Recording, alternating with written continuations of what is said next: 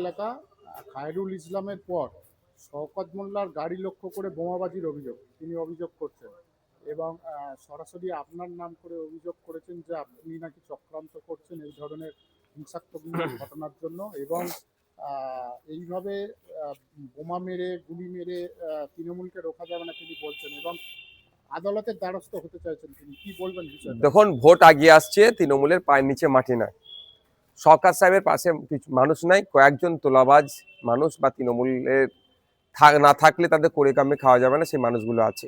এখন সিকিউরিটি বাড়াতে হবে, অ্যাটেনশন ক্রিয়েট করতে হবে, দলের কাছে এটা বোঝাতে হবে যে আমি বিশাল কিছু করছি।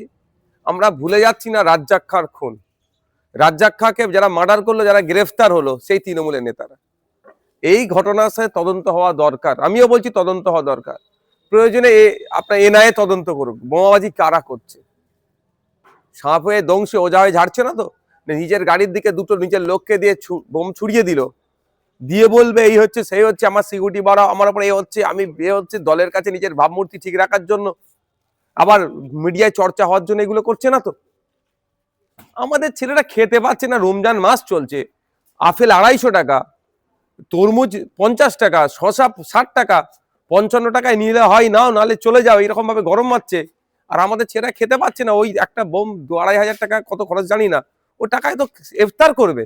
কাজ খুঁজে পাইনি আমরা সমাজ ব্যবস্থা পরিবর্তনের জন্য বলছি। এই মারামারি হানাহানি বোমাবাজি রাজনীতি আমরা করি না, সরাসরি আপনার নাম করে ওসব পাত্তা আমি দিই না। আদালতের দ্বারস্থ হবে, প্রত্যেকের রাইট আছে, দুধকে দুধ পানিকে পানি হবে। আমি তো জোর গলায় বলছি ন্যাশনাল ইনভেস্টিগেশন এজেন্সিকে দায়িত্ব তুলে দেওয়া হোক, বোমাবাজিটা কে করেছে ধরুক।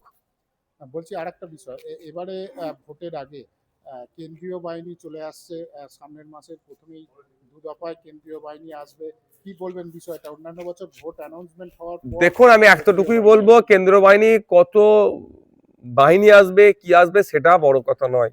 নির্বাচন কমিশনের কাজ হবে শান্তিপূর্ণভাবে ইলেকশনটাকে কন্ডাক্ট করানো, মানুষ তার মতামতটা যেন দিতে পারে শান্তিপূর্ণভাবে। এই ক্যানিং পূর্ব থেকে গোসাবা থেকে শুরু করে মিনাখা থেকে শুরু করে হাড়োয়া থেকে শুরু করে রাজ্যের বিভিন্ন এলাকাতে মানুষ তার কি মতামতটা ঠিকভাবে দিতে পারে? ভোটের দিনে ভোট করতে দেয় না, এজেন্টকে বার করে দেয়, বিরোধী এজেন্টদেরকে বার করে দেয়, ভোট লুটায়। এইগুলোকে আটকাতে পারাটা হচ্ছে মেইন চ্যালেঞ্জ নির্বাচন কমিশনের কাছে। কত আগে কত পরে কেন্দ্রীয় বাহিনী আসবে সেটা প্রশ্ন নয়, নির্বাচন স্বচ্ছতার সাথে হওয়া দরকার, সেই প্রশ্নে আমি আওয়াজ তুলছি।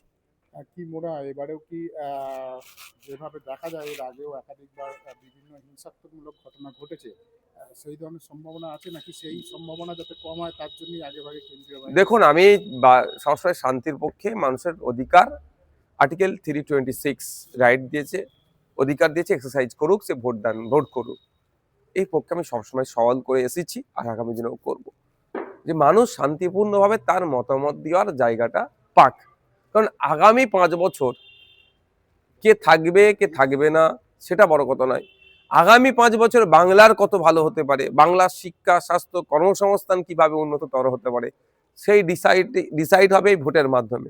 সুতরাং এটা একটা গুরুত্বপূর্ণ বিষয়, এখানে কোনোভাবেই যাতে না মতামতকে অগ্রাহ্য করা হয়, অর্থাৎ আমার মতামত অন্যজন জোর করে চাপিয়ে দিল, আমার ভোট দিতে দিল না, সে নিজে ছাপ্পায় মেরে দিল, এগুলো বন্ধ হোক।